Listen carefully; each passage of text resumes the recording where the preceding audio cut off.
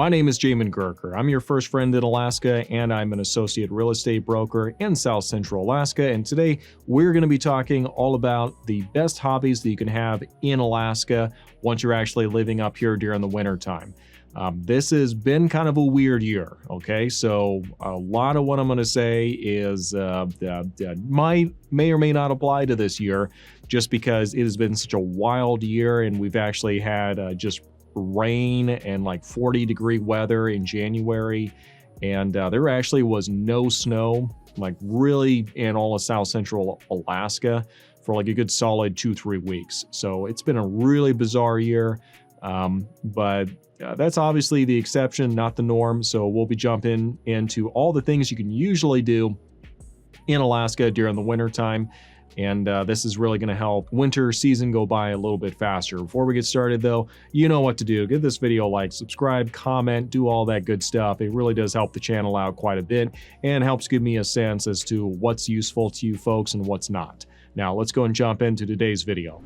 Now, when there is actually snow, you can certainly get into snow machining. Now, snow machining is a little bit more expensive, so if you got some cash and you've got like the rig and everything, great. If not, you're gonna have to make some friends pretty quick. I'm sure there's also like some expeditions and stuff like that you can pay for if you just want to go out for a day and like rent some stuff out. I'm sure that's an option as well. There's a couple different types of snow machining. You can either go up into the mountains where you're actually like snow machining in really deep powder. I mean, that's all fine and good. And also the other type of snow machining is when you are just not in the deep powder, like not 6 feet in the snow, but you are just like on a trail and you're going like 100 miles back into the wilderness. Like two completely different types of snow machining. Both of them are fun. You just have to kind of pick which speed is going to be best for you. Now, another really fun activity you can do during the winter time is cross-country skiing. Now, in South Central Alaska, you have the Government Peak Chalet up in kind of the Hatcher Pass area. They've got a lot of little trails back there. They've also got a lot of great hills you can get on as well and get a little speed there. It's not really downhill skiing, but you know, it's something with cross-country skis. So that's a lot of fun. Also, they have the Chugiak Trail in kind of, well, Chugiak, just north of Eagle River. And also in Anchorage, they have the Kincaid Trails as well. And these are, you know, great little areas. You don't have to pay except for like maybe some parking. So great thing to get into once you've got the cross-country skis, and those aren't really that expensive. I have not actually gotten too much into this myself, but snowshoeing is also something you can do. One thing to keep in mind, I have done it a time or two, is that just because you have snowshoes does not mean that you're not going to just step out with snowshoes and you're just like, you know, walking on water. No, that's not how it works. You're still going to sink down into the snow, but you're just going to be drastically, have that drastically reduced as to how far down it is that you're sinking. So that's great to get into because you can really have access to a lot of different areas that you might not be able to get to otherwise. So yeah, snowshoeing, it's definitely something I've been wanting to get into. I've got the snowshoes, need to go do it. I'll make it happen. Next, even during the winter time, you can really get into hiking. So, I mean, with the hiking, you can pretty much go do all the same trails you did before, just put some kind of crampons or some kind of ice cleats in order just to make sure you're not slipping and falling anywhere. You know, you can still go do pretty much the same hikes. Maybe not the ones that are like super steep, so maybe pick your battles a little bit, but for the most part, you can still keep your love of hiking alive during the winter time.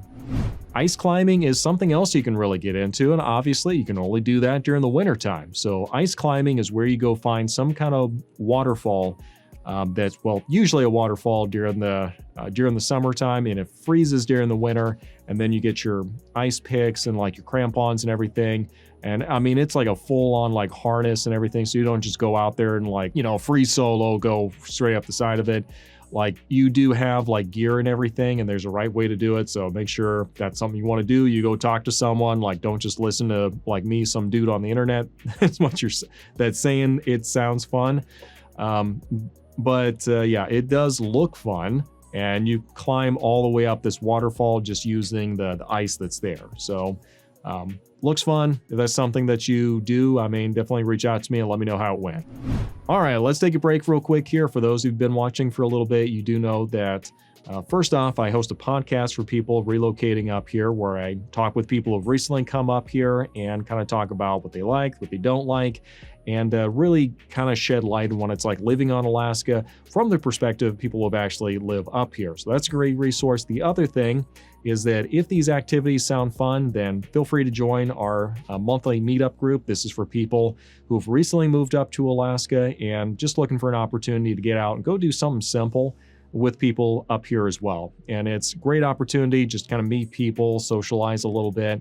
And if that's something that sounds like it'd be fun for you, kind of the stuff we're describing, then certainly feel free to jump into the Facebook group and hop into our next monthly meetup. Now, let's go and finish up today's video. Another thing you can do during the winter time that's kind of surprising is camping. Yes, you can in fact do that. They have some Arctic, more negative 20, negative 50 rated sleeping bags and tents and stuff like that you can use. And you can definitely have a lot of fun out there. It's a completely different dynamic from summertime camping. Summer is a lot more forgiving than it's going to be during the winter. So if that's something you want to get into, make sure you do a lot of research and you're kind of talking to people. Make sure you're doing it the correct way. I don't want anyone to go out and freeze to death. Ice fishing is also something you can do during the wintertime. It's pretty simple. You drill a hole in the ice and you keep the slush from developing around there, from it refreezing. You drop the bait down there and you just kind of sit and wait for all the fish to bite on. That is pretty much the amount of finesse that goes into ice fishing, but it's a great opportunity to just get out as long as you have like some kind of tent that's going to keep you warm. And that's definitely a game changer. Now, I've said this entire list is what you do when there is snow. So what do you do like in this year where there's hardly any snow at all? Outdoor ice skating. That's pretty much about all you can do. But I mean, it's still incredible. Like I have some videos and stuff like that on my Instagram where I went out to Eklutna Lake with a friend, and Eklutna is about 6.5 miles long.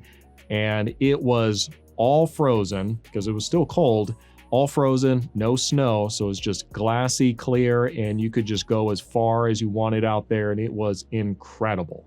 So outdoor ice skating is awesome. You can really get into it and like skate up and down like the rivers and like the frozen marshes and a bunch of other lakes and interconnecting lakes. So you can really get into it.